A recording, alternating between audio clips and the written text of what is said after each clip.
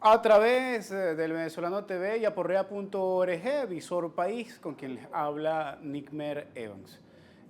Por supuesto que la semana no ha sido diferente a la anterior en relación con el tema central del diálogo, pero nosotros hemos querido hacer una selección de algunos elementos un poco más resaltantes para tratar de dar un poco de equilibrio al tema del diálogo, no sin, por supuesto, tener que tocar este tema en algún momento del desarrollo del programa.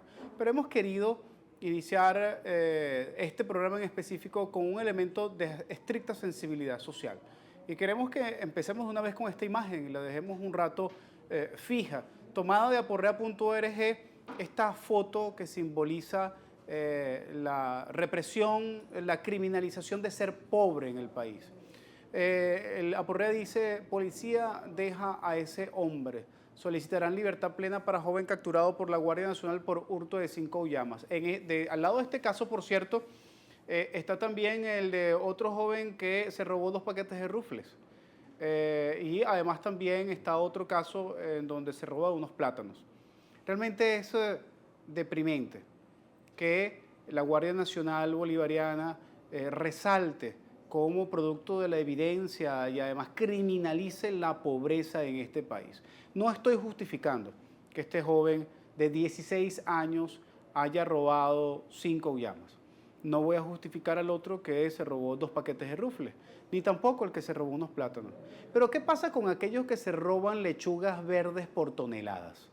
Cuando hablo de lechugas verdes, tomo un poco esta referencia o analogía a lo que en algún momento se denominó las divisas norteamericanas, los dólares. Y me pregunto una cosa, después de la fuga de más de 300.000 millones de dólares, después de un descuadre de caja de 215.000 millones de dólares, por cierto, Freddy Guevara, lo que pasa en PDVSA y lo que estás denunciando desde la Comisión de Contraloría en relación con Ramírez, se limita, no sé a qué casos en específico, sobre 11.000 millones de dólares. Creo que te quedaste corto, Freddy. Creo que son 11 millones de dólares, 11.000 millones de dólares. Creo que se quedaron cortos en una investigación que es mucho mayor, porque desde Marea Socialista se ha denunciado un descuadre de caja de más de 215.000 millones de dólares en PDVSA entre el año 1999 y el año 2014. Así que como que quedan muchas cosas por hurgar en este sentido en relación con la investigación de la gestión de todos esos años en PDVSA, que por cierto no es exclusividad, por supuesto, de Ramírez, pero seguramente se lleva una gran parte. Y lo más lamentable es que este gobierno del presidente Maduro, del presidente obrero, que se dice socialista, que se dice chavista, resulta ser que es en manos de este gobierno que se criminaliza el hecho de que un joven hurte 5 auyamas para que después salga declarando que es porque tenía hambre. ¿Es que acaso el hambre al que está siendo sometido el pueblo venezolano como consecuencia del hecho de la escasez de divisas y de la incapacidad que ha tenido el gobierno bolivariano de mantener las políticas conquistadas por el pueblo en el periodo del presidente Chávez, entre las cuales estaban las misiones que permitían generar abastecimiento a precios baratos al pueblo venezolano a través de redes de distribución como Mercal, como Pedeval, como Bicentenario? La gente tiene la culpa de que ahora como estos sistemas no sirven y solamente existe un sistema llamado CLAC, acompañado ahora, por cierto, de otro llamado PAC. No sé cuáles son además las obsesiones con los apps, ¿no? Del gobierno.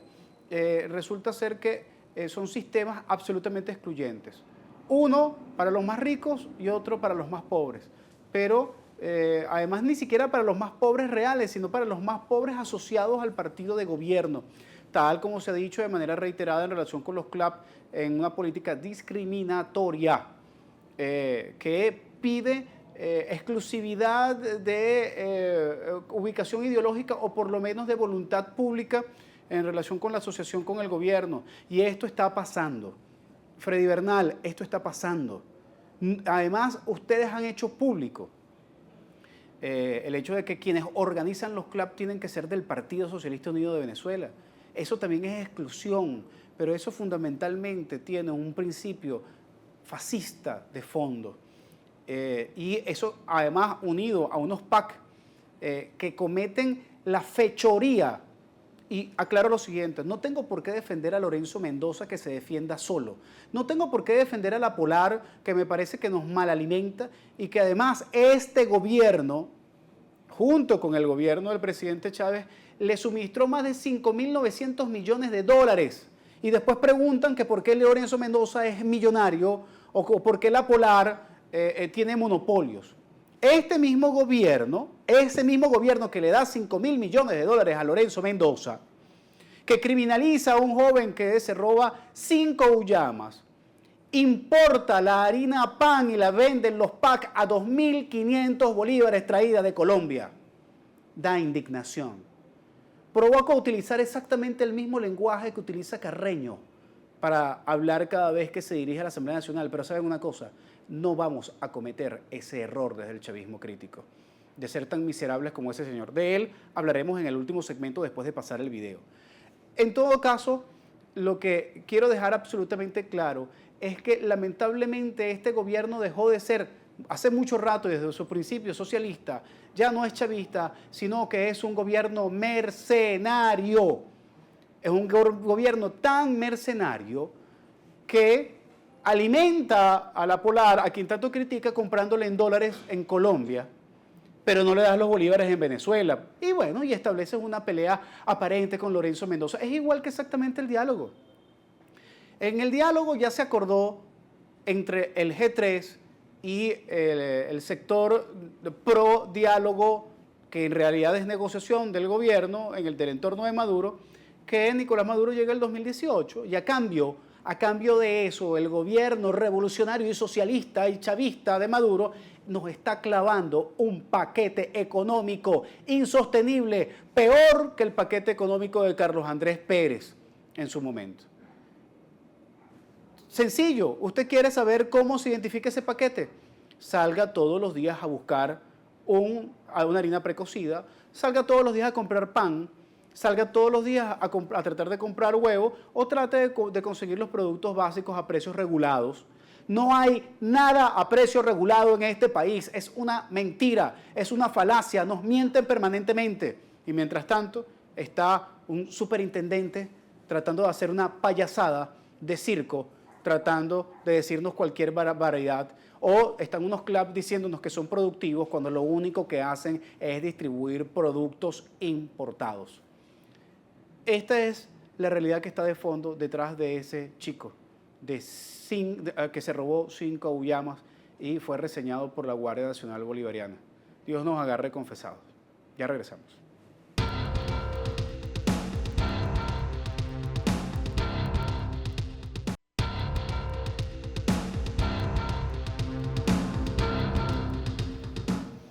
Y este gobierno que se dice socialista, que se dice chavista y que es profundamente, verdaderamente madurista, es el único que desde el socialismo defiende a ultranza el pago de la deuda externa y además se comunica directamente y de manera apasionada y sincera con los tenedores de bonos, mientras el pueblo no consigue medicamentos y muere de mengua. Veamos esta información tomada de Notiminuto, que nos dice lo siguiente: presidente Maduro pide acciones legales contra JP Morgan por difundir información falsa sobre el pago de bonos de PDVSA. El mandatario exige a la empresa que se retracte y pida disculpas. Esto viene a colación por el hecho de que entre octubre y noviembre de este año la República Bolivariana de Venezuela, en sus dos bonos, en su bono soberano y en los bonos de PDVSA, está cancelando 7.000 millones de dólares en deuda externa. Para que ustedes tengan una idea de a qué equivale 7.000 millones de dólares, les informo que con eso hubiésemos abastecido el doble de las importaciones de medicinas que importamos en el año 2012, que es la cantidad máxima de importación que hemos hecho de medicina. Un poco más, de hecho, porque las importaciones de aquel en el año correspondían a 3.100 millones de dólares. Se podrán imaginar todos aquellos que hubiesen evitado, o se hubiese podido evitar que murieran por ausencia de medicamentos para enfermedades crónicas o para enfermedades fatales. No les digo cómo se hubiese controlado el padecer de aquellos que sufren de cáncer, de SIDA y de enfermedades que van deteriorando el sistema y el organismo de manera paulatina. pero aún más se hubiese evitado mucho dolor de los familiares, que además también tienen y sufren y duelen todo el proceso de degeneración de sus familiares en este sentido. Tratando de buscar además unos medicamentos que no se consiguen o que tienen que mendigar en el concierto internacional para ver quién se los manda. Si a esto le sumamos el hecho de que una información publicada en el Nacional el día de hoy, extraoficialmente entiendo, se informa que los medicamentos que se iban a donar para Cáritas, que ya se había perdido una importante cantidad como consecuencia del vencimiento de la fecha de estos medicamentos, se consideró desierto o abandonado por parte del CENIAT y entonces fueron básicamente expropiados para ser asignados al Seguro Social. Una donación que iba para una organización del nivel de Cáritas que con alto reconocimiento nacional e internacional en sus políticas de tratar de ayudar a los más pobres. Nos preguntamos si en manos del Seguro Social estarán en mejores manos en ese sentido.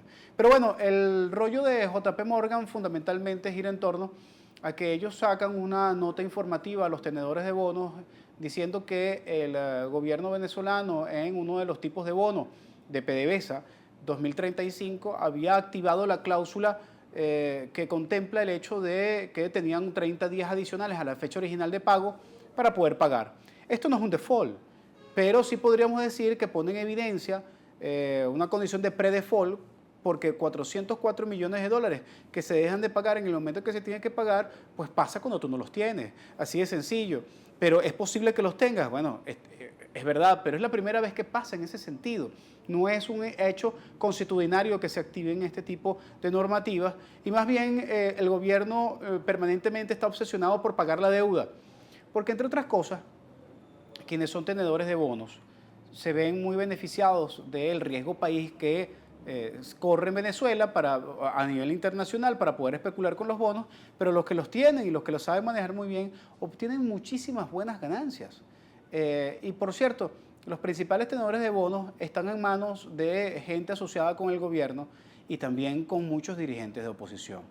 Así que ojalá, en lugar de hacer todo esto, estuviésemos solicitando y desarrollando una auditoría de esta deuda externa para saber quiénes son los que tienen esos bonos y saber cómo los han adquirido. Mientras tanto, lamentablemente, el pueblo sigue muriendo de mengua. Pasemos a la siguiente información y la tomamos del pitazo. Caraqueños dicen que el gobierno los quiere marear con el Suena Caracas. Yo a este titular del pitazo solamente le criticaría eso de marear, porque yo creo que si tiene alguna connotación con marea socialista no tiene nada que ver.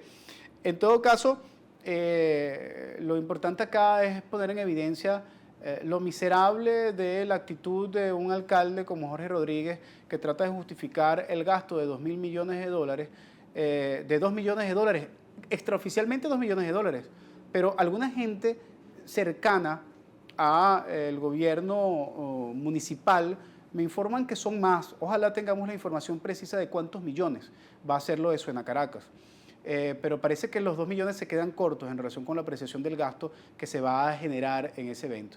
Y mientras tanto, como hemos dicho, el mismo país no tiene, ese mismo país que va a gastar 2 millones de dólares en un concierto o más, no tiene para pagar a los tenedores de bonos del 2035, pero aún peor, no tiene para importar medicinas. Veía una información de que esos 2 millones de dólares equivale más o menos al presupuesto de la Universidad Central de Venezuela. Que está en unas condiciones verdaderamente lamentables y por supuesto sus docentes cada vez más en condiciones depauperadas, ¿no? Entonces, oye, yo no sé cómo van a poder justificar, tratan de justificarlo por el ámbito cultural, pero yo no sé qué tan cultural, qué me puede transmitir a mí de cultura Maluma, por ejemplo. En verdad que otra cosa es a los artistas venezolanos, que se les va a pagar, y como se les paga en bolívares, tiene que pagárseles pero muy bien. A ellos, a esos cultores venezolanos, a esa gente que hace folclore, a esos son los que deberían estar apoyando en Suena Caracas y no gastando dólares en artistas internacionales que lo único que genera es farándula. Jorge, tómate tu foto con todos ellos, sé que te hace mucha falta, seguramente para el equilibrio y la armonía psicológica y psiquiátrica de tu organismo. Continuemos, hay una declaración también en Globovisión. El Papa Negro, como se ha dado por llamar, el venezolano, dice que los venezolanos debemos caminar juntos para superar la crisis. Esto es un poco en el marco de la relevancia que está teniendo últimamente la Iglesia por el hecho de la intermediación del Vaticano en el mal llamado diálogo, porque ya es una negociación. El Papa Negro da también posturas bastante críticas en relación con el diálogo, que creo que hay que prestar atención en ese sentido. Y creo que la Iglesia está teniendo un debate interesante en el seno de sí misma en relación con las diversas posturas que existen y habrá que hacer seguimiento. Por último, en este bloque vamos a tomar una información desarrollada por la consultora Visor 360 Consultores en aporrea.org y aprovechamos entonces para felicitar a aporrea.org porque en el ranking de Alexa se encuentra entre el sexto medio de comunicación de información y noticias exclusivamente web más consultado en el país. Esto implica un crecimiento importante por parte de este portal que se ha convertido en la referencia crítica de la izquierda en Venezuela. Nuestras felicitaciones a este portal aliado, en donde además Visor País es transmitido permanentemente. Regresamos entonces en el próximo segmento a ver si podemos considerar que se pueda hacer algún tipo de análisis en relación con unas palabras emitidas por el mal llamado diputado Carreño.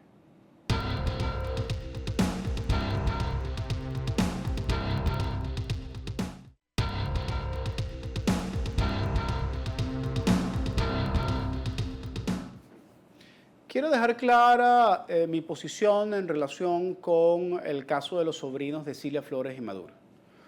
En relación con este caso, considero que es fundamental para el bienestar ético y moral de nuestro país que se haga una investigación profunda en relación con las responsabilidades que se tienen a nivel institucional y de personeros y funcionarios públicos con este caso. Porque si bien el juicio se hizo en Nueva York, en una justicia distinta a la venezolana, la verdad es que pareciera que el entorno del caso no ha tenido una capacidad de ser desmentido por ningún vocero por parte del país, excepto Cilia Flores, que afirmó que era un secuestro y que era una guerra por parte de la CIA y del imperio en contra de ellos. Pero eso no, disculpen, eso más allá de un panfleto, más allá de una consigna, no es un elemento contundente de pruebas que puedan permitir efectivamente salvar la responsabilidad de estos dos jóvenes Flores en relación con el caso. Lo cierto y lo concreto es que hay un juicio que ha condenado a estos dos jóvenes por intento de tráfico de 800 kilos de drogas, de cocaína específicamente a territorio estadounidense. Fueron capturados en Haití y hay elementos probatorios en relación con los testigos que estuvieron en el proceso de juicio de declaraciones por parte de estos jóvenes reconociendo que efectivamente fueron parte de esto, del tráfico de drogas, que tenían incluso uno, dice que más de 12 años en este asunto, que se utilizaron espacios como la Rampa 4 y se cuestiona, cosa que no se ha podido demostrar, aún a pesar de que en el juicio pareciera que es un elemento de convicción para poder tomar la decisión, que se utilizan pasaportes diplomáticos para este tipo de cosas. La verdad es que uno no es nadie para juzgar una oveja negra en una familia. Lo condenable es que esto esté pasando por ya casi un año o más de un año y la vocería oficial del gobierno no tome una postura de deslinde claro en relación con el caso o de convocatoria a una investigación por parte de las instituciones venezolanas y las autoridades venezolanas en relación con este caso. Lo más sano efectivamente es lo transparente y aquí no hay lamentablemente nada transparente. Pero si a eso le acompañamos el hecho de que las primeras declaraciones en relación con el caso se dan unas 72 horas, 80, 90 horas después de tomarse la decisión. Por cierto, la primera acción de gobierno después de la declaración es que Cilia Flores y Nicolás Maduro bailaran salsa en televisión. En verdad que eso deteriora mucho la calidad del discurso ético y político del gobierno del presidente Maduro, que ya bastante mal está. Pero si a eso le sumamos entonces unas declaraciones en la Asamblea Nacional, como las que vamos a ver a continuación, en verdad que deja mucho de qué hablar la razón que le pueda asistir al gobierno en ese sentido. Vamos a escuchar al diputado Carreño. Nosotros podemos decir ante esta vileza, ante esta bajeza, que lo que hay contra estos muchachos es una coño de madrada y ustedes son cabrones de eso. Pido disculpas por transmitir a este personaje y además pido disculpas por colocar este lenguaje soez, miserable, canalla, irrespetuoso ante la dignidad de los venezolanos por parte de este ser que pasará a la historia como uno de los más grandes mercenarios de lo injustificable. En todo caso, lo que quiero es utilizarlo como un recurso aleccionador.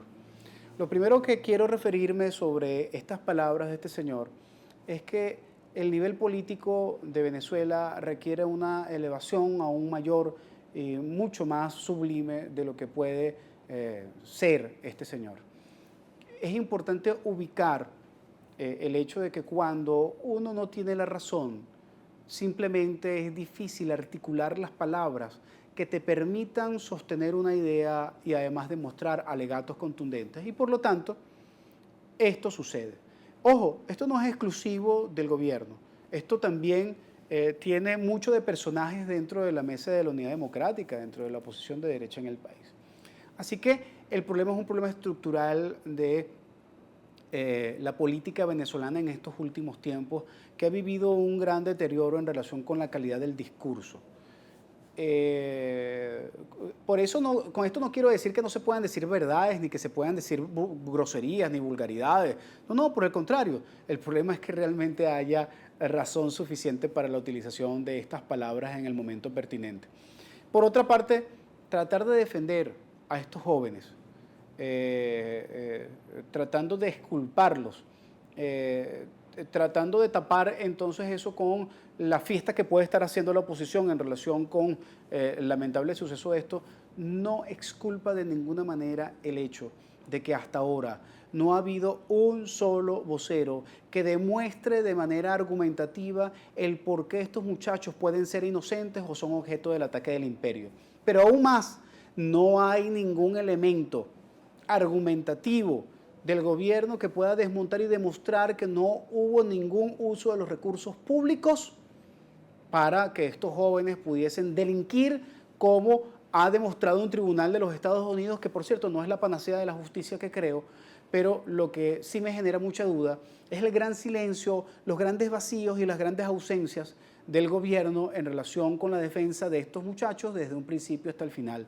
Además, los fondos utilizados para la defensa, la declaratoria por parte de Ruperti de utilizar sus recursos personales siendo un contratista de PDVSA para poder financiar a la defensa, en verdad que todo huele a estiércol en ese sentido. Y si es así, la verdad es que lo lógico, lo pertinente, en un país en donde hayan unas autoridades que realmente sean de algún tipo de vocación de izquierda o socialista, deberían renunciar para dar paso a una investigación justa y equilibrada. Por ahí, después de haber hecho estas afirmaciones en Twitter, me dicen, bueno, ¿y por qué Uribe no lo hizo? ¿Y por qué fulano tampoco lo hizo? ¿Por qué Perencejo tampoco?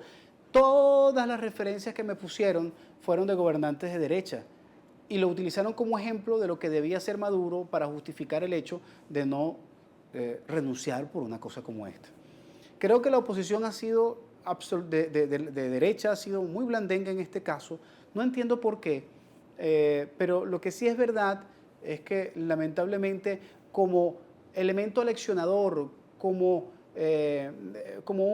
referencia de lo que significa ser presidente de la República en relación con su pueblo, pues lamentablemente lo que está transmitiendo este gobierno es lo peor que se ha podido transmitir en muchas décadas en relación con la ausencia de algún mínimo de ética para poder transmitir la posibilidad de que la gente quiera emular siquiera algo de este gobernante. De todas maneras, creo que habrá más tiempo para poder seguir analizando este y otros elementos importantes y seguro la semana que viene seguiremos profundizando sobre lo que ha pasado recientemente en relación con el diálogo, de que si se alarga, si se acorta, que si me paro o no me paro de la mesa y vamos a tratar de desmontar para el próximo programa todo lo que subyace a este mal llamado diálogo que realmente es una negociación que ya tiene unos puntos de acuerdo muy claros, públicos y otros no tan públicos, que al final vamos a pagar usted y yo. Nos vemos entonces en el próximo programa de Visor País.